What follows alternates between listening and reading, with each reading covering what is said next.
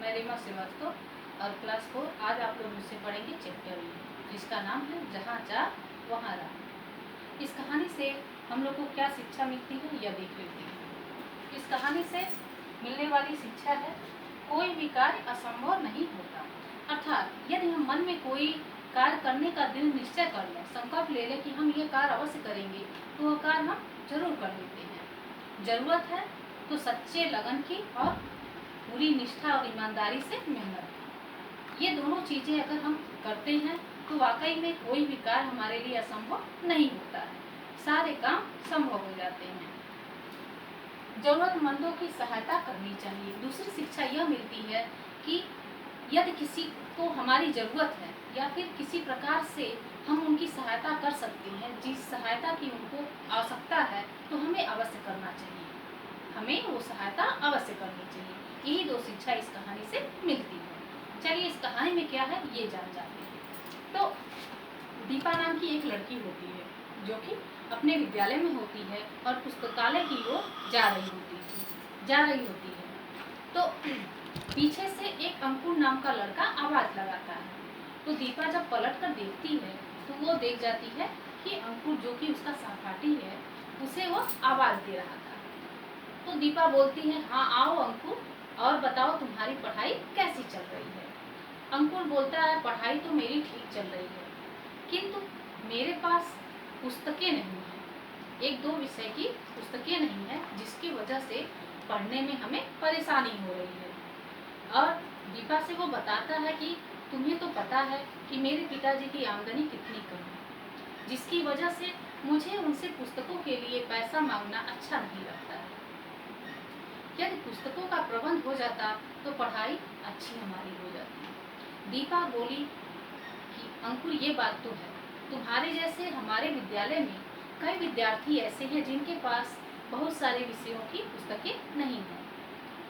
यदि हम उनके लिए कुछ कर पाते तो बहुत अच्छा होता। अंकुर बोला, हाँ ये तो बात सही है, जो तुम कह रही हो ये बात सही है, किंतु ऐसा कर कैसे सकते हैं। दीपा बोली, क्यों नहीं, अगर हम पुस्तकालय खोल देते हैं, पुस्तक बैंक खोल देते हैं तो ये काम हो जाएगा। अंकुर बोला, लेकिन ये कैसे हो पाएगा, इसमें तो बहुत सारे पैसे लगते हैं, हजारों रुपए लगते हैं, ये काम हम भला अकेले कैसे कर पाएंगे। दीपा बोली, कोई बात नहीं, अगर हम चाहें तो हो जाएगा। अंकुर को हंसी आती है और वो बोलता है कि ये काम तो सरकार का है, यदि सरकार पुस्तक बैंक खोल देता है तो बच्चों का पढ़ाई अच्छे से सुचारू ढंग से चलता रहेगा।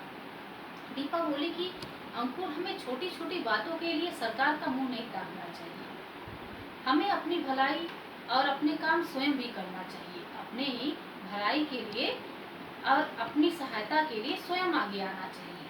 क्यों छोटी छोटी बातों के लिए हमें सरकार का मुंह ताकना। यदि हम अपना स्वयं भलाई करेंगे तो हमारी उन्नति शीघ्र होगी। इसलिए अंकुर हंसता है, फिर कहता है, चलो तुम चाहो तो बहुत कुछ कर सकती हो, लेकिन अभी तो मुझे केवल एक पुस्तक की आवश्यकता है, जिसके बिना मेरा पढ़ाई अवरुद्ध है, यानी रुका हुआ है, जिसके कारण मेरी पढ़ाई थोड़ी रुकी हुई है।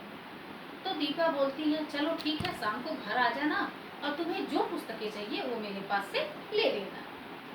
दीपा जाती है और अपनी अध्यापिका से मिलती है और अध्यापिका से अपने विचारों को व्यक्त करती है। बोलती है कि मैं एक पुस्तक बैंक खोलना चाहती हूँ विद्यालय में, जिससे निर्धन बच्चों को निःशुल्क पुस्तकें दी जाए, उनकी पढ़ाई सुचारू रूप से चलती रहे, उनको पढ़ने में कठिनाई ना हो, उन्हें निःशुल्क पुस्तक दे दिया जाए, ऐसा प्रबंध पुस्तक बैंक द्वारा किया जाए।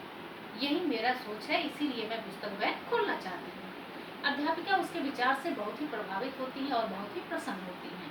फिर वो आगे बताती है कि मैं इसके लिए पैसा इकट्ठा करना चाहती हूँ, इसके लिए कुछ विद्यार्थी पैसा देंगे और अध्यापक अध्यापिका देंगे और शहर के कुछ लोग देंगे। इन सभी लोगों से चंदा इकट्ठा करूंगी और एक पुस्तक बैंक खोलूंगी।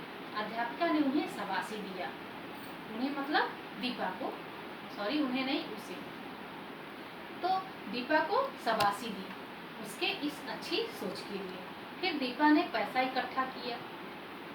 जो लोग पैसा देने लायक थे वो लोग पैसा दिए और कुछ लोग पुरानी पुस्तकें भी पुस्तक बैंक के लिए दिए।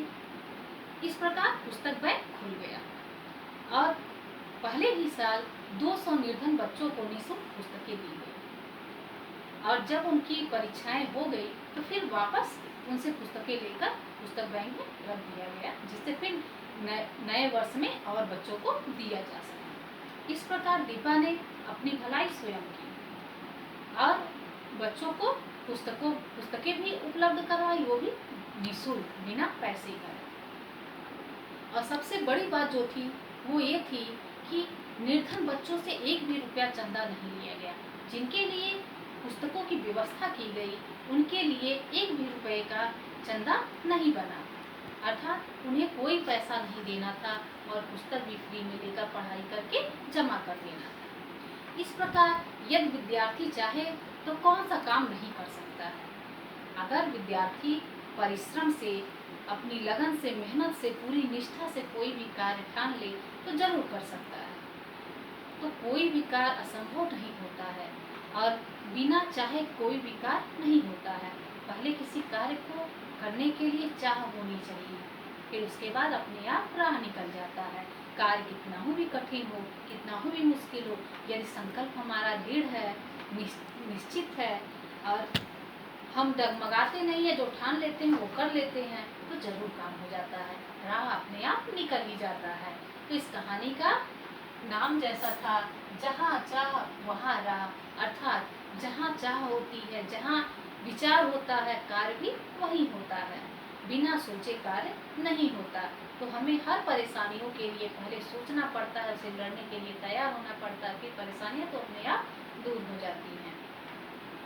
तो कोई भी कार्य असंभव नहीं होता है और कभी भी ऐसा कोई जरूरतमंद दिखाई दे जिसे हमारी सहायता की आवश्यकता हो, उसकी सहायता जरूर करनी चाहिए।